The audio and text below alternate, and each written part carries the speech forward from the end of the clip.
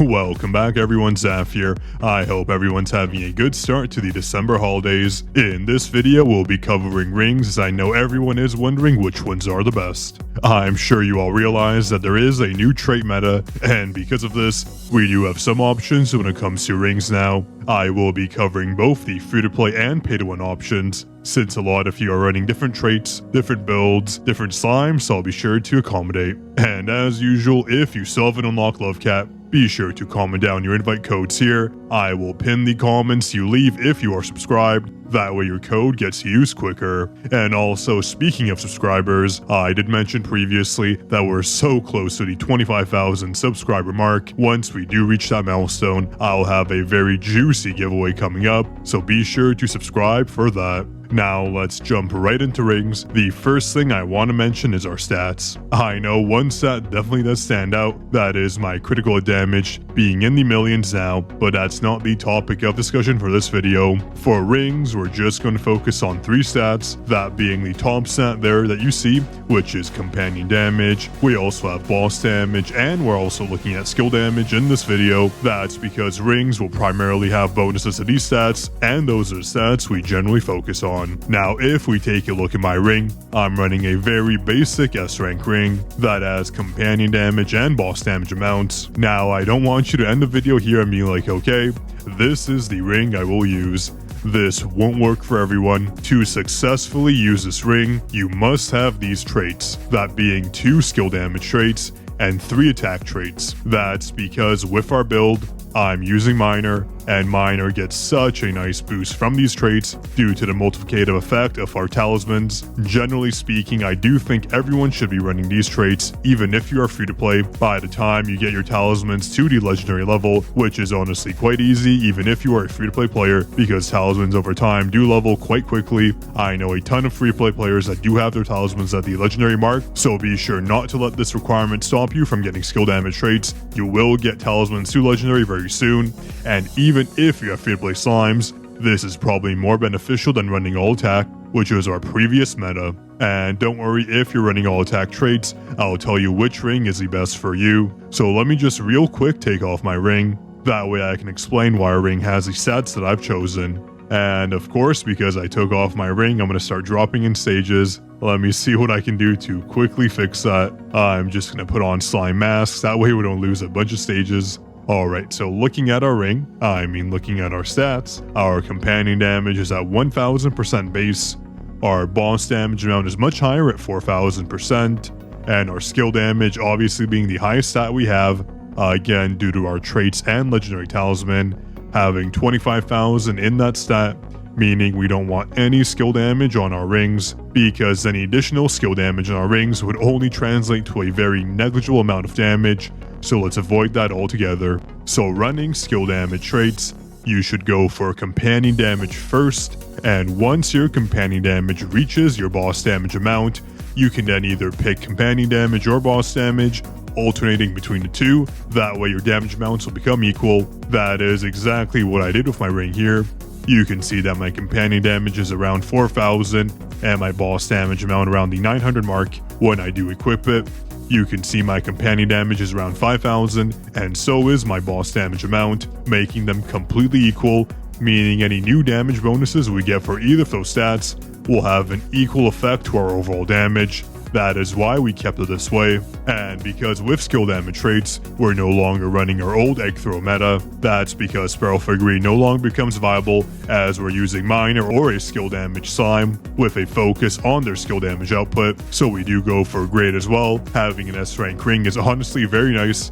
I do think it's more beneficial than the old meta, because we do get those additional HP amounts. You can see our ring here has almost 1300% HP, our old rings had only 900%, so if we switch to a D rank ring, our HP is at 20.2k, but if I switch to our S rank ring, you can see we gain around a 30% HP bonus, which is much better for survivability, because I've said it time and time again, HP is such a rare resource in this game right now. So with the new current meta, you should go for an S grade ring, having companion and boss damage amounts up to the point where your companion damage and boss damage becomes equal, then you can just alternate between the two. You can also go for HP on your ring. Honestly, I don't see a problem with that. It's really hard to get a perfect ring. As you can see, it took many levels to get another perfect ring, jumping from this D grade ring all the way up to this S rank ring. So honestly, taking HP isn't too bad. So your main focus on your ring, if you're using skill damage traits,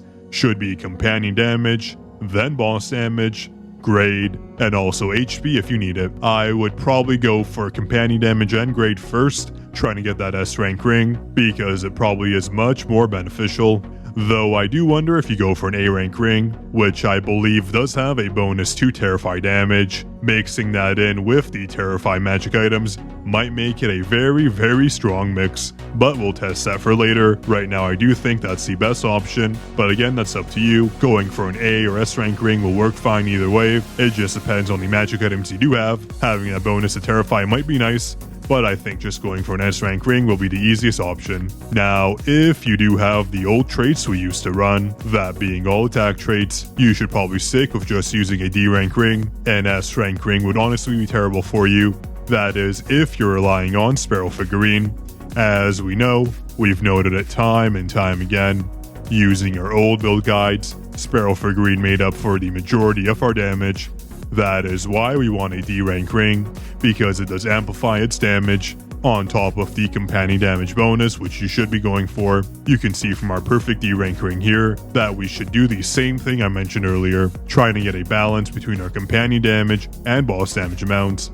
As you can see when I do equip my ring, our companion and boss damage amounts are basically the same. It's obviously a bit hard getting them completely even, but doing so will net you the best damage results. Again, this is if you're going for a D rank ring, using Sparrow Figurine and Gent for example, but if you have slimes like Miner, Ali, Zomstein, Labov, Moonrabbit, basically any other slime that isn't Gent, I highly suggest you go for the skill damage traits. That way your damage will be on par or even better than using Gent, since the new skill damage meta is probably the best thing we've had in a while. This does apply to free-to-play players as well. The good thing is about skill damage is it'll apply to your slimes regardless of whether or not they are pay to win. Unfortunately, with our companion damage rings in the past, it didn't really affect our free-to-play slimes as much as we wanted. We heavily relied on our companions to boost our damage as much as possible, that being from Sparrow Figurine. But with this new meta, it's clear that skill damage takes a cake when it comes to damage for all stages of the game. It might be hard for you to transition, but if you're a new player, I do suggest just going for that, because it's so much easier trying to get attack and skill damage traits. Getting perfect traits takes billions and billions of trait points, so having more options is so much more beneficial. And again, as a quick guide, you always want 4 orange traits and either 1 purple or 1 blue trait. It doesn't really make too much of a difference. You can go for blue or purple. If you're getting one shot, probably go for a purple trait, as it gives you evasion and HP, but if you're a pay-to-win player who doesn't die in one shot, having that recovery might be more beneficial. At least I do feel that way personally, especially in Slime Legion, but really, on paper, they're both essentially the same, so I wouldn't worry about that too much. Go for either purple or blue. I don't believe magic items really did influence our ring choices too much.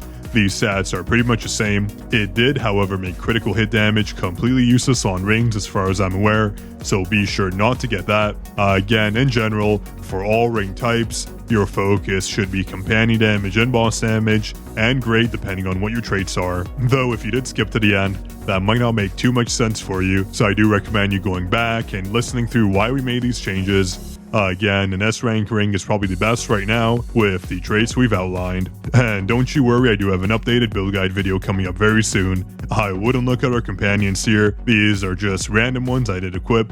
Our damage right now isn't too optimized, but it will be soon. That way we get the most stages out of our gameplay. Now, let me know in the comments what you think about this ring guide. Would you make any other changes? Do you prefer a different ring layout?